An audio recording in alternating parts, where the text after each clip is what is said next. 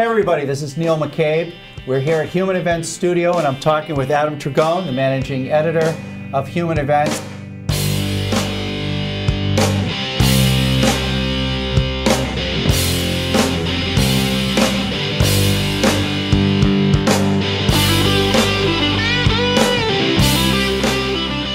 And Adam, I think it's fair to say that the Tea Party has a quarterback controversy.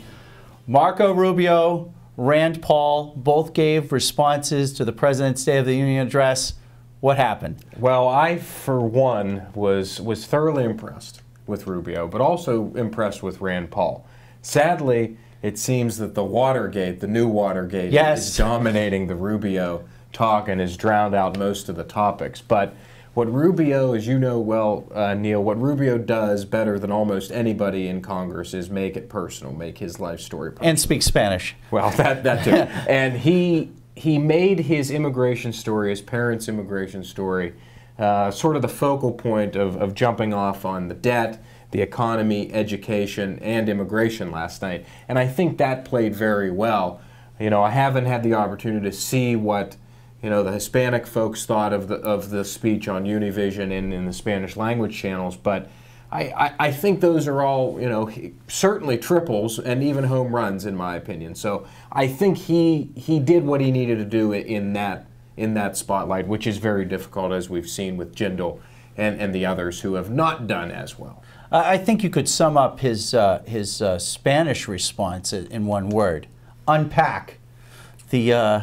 I was in the room with Rand Paul and his staff last night, and it was sort of fun to sort of see a guy, sort of dressed down, his jacket was off, just sort of watching the speech, and to see Rand Paul actually has this sort of reaction, against the president. He's not some sock puppet like a lot of the guys that you and I interview.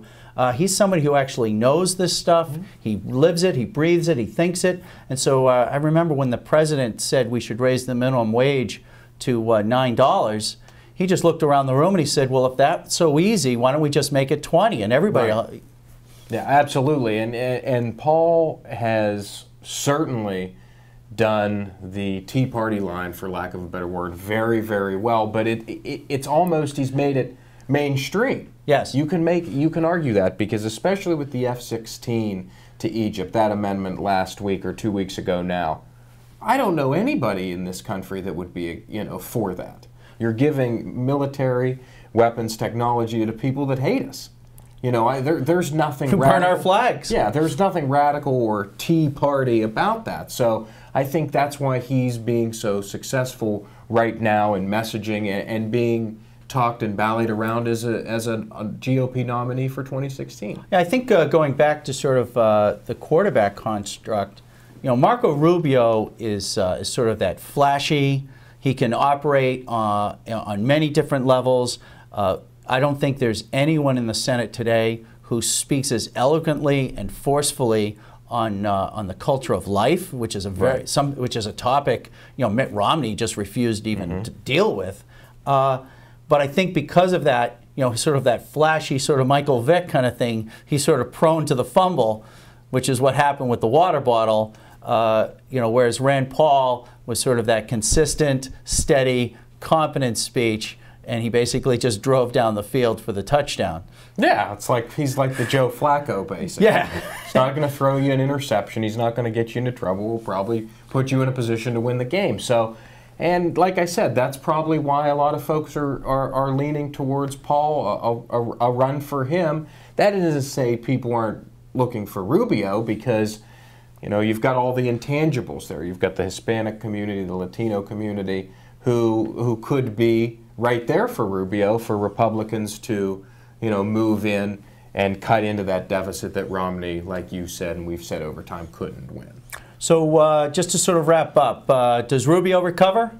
Rubio recovers for sure. I think as the day and the week moves on, people will look at the substance and look at the style of how he delivered it and say it was a win. I don't think the Watergate, for lack of a better term, will stick around. And I think you feel the same way about Rand Paul's speech as well? Yeah, I thought it was very competent. It was very well delivered. He's a very authentic guy.